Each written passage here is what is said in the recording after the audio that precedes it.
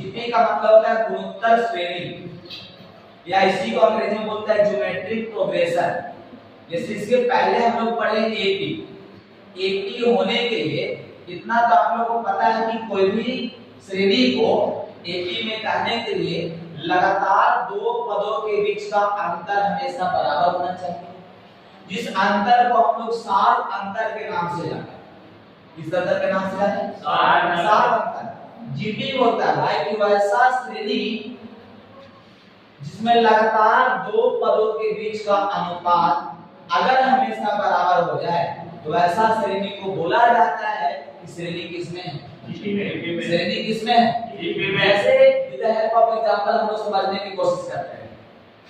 एक श्रेणी लिखे हैं 2 4 8 16 32, इस तरह से श्रेणी को हम लेकर के आगे जा रहे हैं। कहां तक जाएगा इसका कोई गारंटी नहीं है। लेकिन एक चीज मेरे को बताओ कि यहाँ 2 से 4, 4 से 8, 8 से 16 और 16 से 32 होना कि कोई ना कोई गुण को फॉलो करता हूं।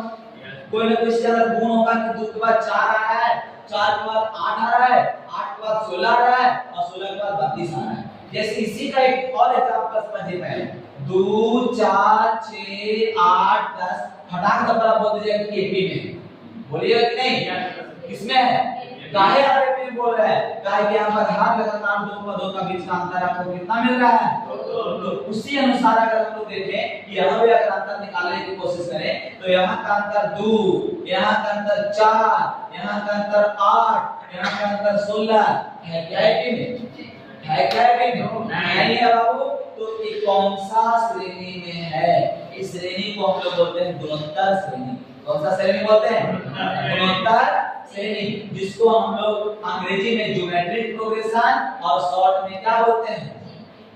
शॉर्ट में क्या बोलते हैं बाबू? जीपी। शॉर्ट पे करवाना है तो शॉर्ट वाला याद रखना जरूरी है ना, जीपी। तो गुणोत्तर श्रेणी